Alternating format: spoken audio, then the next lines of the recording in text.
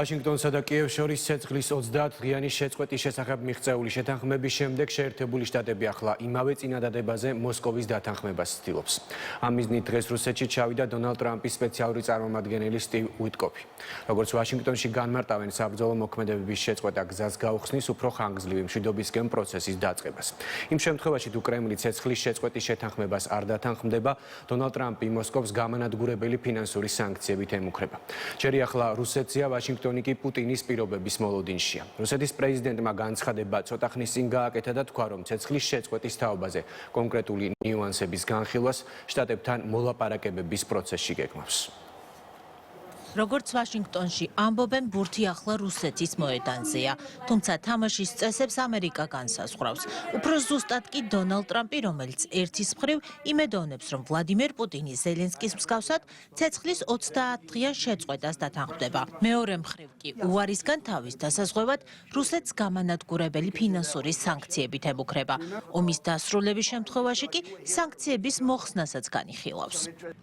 არსებობს საკითხები, რისი გაკეთებაც შესაძლებელია და ეს არ იქნება სასიამოვნო ფინანსური თვალსაზრისით. მე შემიძლია გავაკეთო ისეთი ფინანსური რამ, რაც ძალიან ცუდი იქნება რუსეთისთვის. მაგრამ ეს არ მინდა, რადგან მშვიდობის მიღება მსურს. მაგრამ ფინანსურად, დიახ, ის შეიძლება ძალიან ცუდი, გამანადგურებელი იყოს რუსეთისთვის. საერთაშორისო საზოგადოების ყურადღებაც დღეს სწორედ მოსკოვისკენ არის მიპყრობილი, სადაც რამდენიმე საათის წინ დონალდ ტრამპის სპეციალური წარმომადგენელი სტივ უიტკოფი ჩავიდა. ვლადიმერ პუტინთან გამართული შეხვედრის შემდეგ უნდა გახდეს ცნობილი, თუ რა პირობებს წამოაყენებს მოსკოვის საპასუხოდ. მანამდე კი ბელარუსის პრეზიდენტთან ერთობლივ პრესკონფერენციაზე ვლადიმერ პუტინმა მედიის კითხვებს უპასუხა და აღნიშნა, რომ არსობრივად ცეცხლის შეწყვეტას ეთანხმება. თუმცა მისთვის მნიშვნელოვანია დაზუსტდეს, თუ როგორ გამოიყენებს ამ 30 დღიან პერიოდს კიევი, განსაკუთრებით იმ ფონზე, რომ უკრაინელი სამხედროები კურსკში იზოლაციაში მოექცნენ.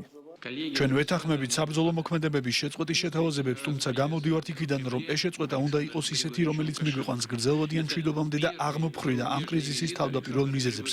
რაც შეეხება უკრაინის მზადყოფნას, შეწყვიტოს საბრძოლო მოქმედებები. გარეგნულად შესაძლოა გამოიყურება როგორც ამერიკული ზეწოლით გადაწყვეტილების მიღება. თუმცა სინამდვილეში აბსოლუტურად დარწმუნებული ვარ იმაში, რომ უკრაინულ მხარეს უნდა ეთხოვა ეს ამერიკელებისთვის ყველაზე დაჟინებული გზით იმ სიტუაციიდან გამომდინარე, რომელიც შექმნილია ადგილზე.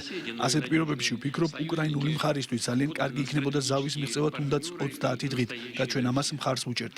თუმცა არის ნიუანსები, ანუ როგორ მოხდება ამ 30 დღის გამოყენება, იმისთვის რომ უკრაინაში გაგრძელდეს იძულებითი მობილიზაცია, იმისთვის რომ მიაწოდონ იარაღი, ვინ გასცემს განკარგულებებს საბრძოლო მოქმედებების შეწყვეტის შესახებ და როგორია ამ ბრძანებების ფასი. ეს საკითხები საჭიროებს ორივე მხრიდან დეტალურ შესწავლას. ამიტომ თავისთავად იდეა სწორია და ჩვენ მას უპირობოდ მხარს ვუჭერთ. თუმცა არის საკითხები, რომლებიც უნდა განვიხილოთ. ვიდრე პუტინი უიტკოფთან ამ დეტალებზე იმსჯელებს, მოსკოვში გადაწყვიტეს დალოდებოდნენ ოფიციალურ ინფორმირებას ამერიკული მხარისგან, ჯიდაში გამართული ამერიკულ-უკრაინული მოლაპარაკებების დეტალების შესახებ. როგორც საგარეო პოლიტიკის საკითხებში პუტინის მრჩეველმა იური უშაკოვმა ცოტა ხნის წინ განაცხადა, ის ამ დეტალებზე ეროვნული უსაფრთხოების საკითხებში ტრამპის მრჩეველს მაიკ უოლცს გუშინ ესაუბრა და ცეცხლის შეწყვეტასთან დაკავშირებით რუსული პოზიციაც გააცნო. დროებით ზავთან დაკავშირებით სკეპტიკურად არის განწყობილი რუსეთის საგარეო საქმეთა მინისტრი სერგეი ლავროვიც. ბუნებრივია მე კომენტარი გავაკეთე დროებითი ზავის შესახებ მიღწეულ შეთანხმებაზე. გამოვთქვი ჩვენი პოზიცია, რომ ეს სხვა არაფერია თუ არა დროებითი შესვენება უკრაინელი სამხედროებისთვის. მეტი არაფერი. მიგვაჩნია, რომ ჩვენი მიზანი გრძელვადიანი მშვიდობიანი დარეგულირებაა. ჩვენ ამისკენ მივისწრაფით. მშვიდობიანი დარეგულირება, რომელიც ითვალისწინებს კანონიერ ინტერესებს. ჩვენი შეშფოთებები ცნობილია.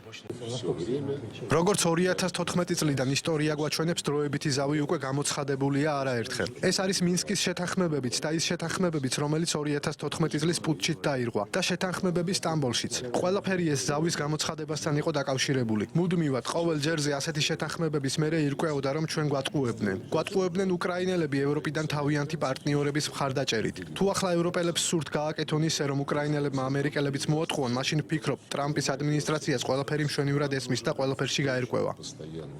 უკრაინის პრეზიდენტი ვოლოდიმირ ზელენსკი კი მიიჩნევს, რომ მოსკოვის ასეთი პოზიცია ცეცხლის დროებით შეწყვეტასთან დაკავშირებით მხოლოდ ომის გახანგრძლივების სურვილზე მიანიშნებს.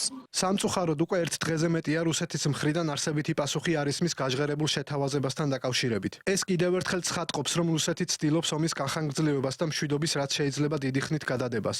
ვიმედოვნებთ, რომ შეერთებული შტატების მხრიდან ზეწოლა საკმარისი იქნება, რათა აიძულოს რუსეთი დაასრულოს ომი. თავის მხრივ კონფლიქტის გაგრძელებაზე პასუხისგებლობას ზელენსკისა და ევროკავშირის ლიდერებს აკისრებენ რუსეთის დიპლომატიურ უწყებაში. მარია ზახაროვას თქმით, უკრაინაში ევროპელი მშვიდობის ყოფილების განთავსება რუსეთისთვის მიუღებელია.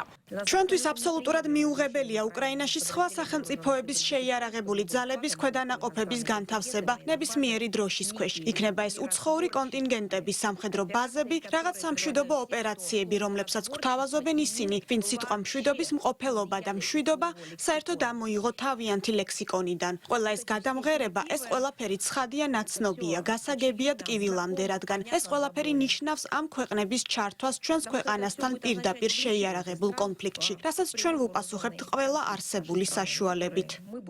ცეცხლის შეწყვეტის შეთავაზებასთან დაკავშირებით მოსკოვის ოფიციალური პასუხის გაგებამდე მოსკოვი პოზიციებსაც იძლიერებს. რუსულმა ძალებმა კურსკის ოლქში უკრაინელების მიერ დაკავებული ქალაქი სუჯა დაიბრუნეს, რის შემდეგაც რეგიონს სამხედრო უნიფორმაში გამოწყობილი პუტინი ეწვია და ჯარისკაცებს რეგიონის სრულად გათავისუფლების ბრძანება მისცა.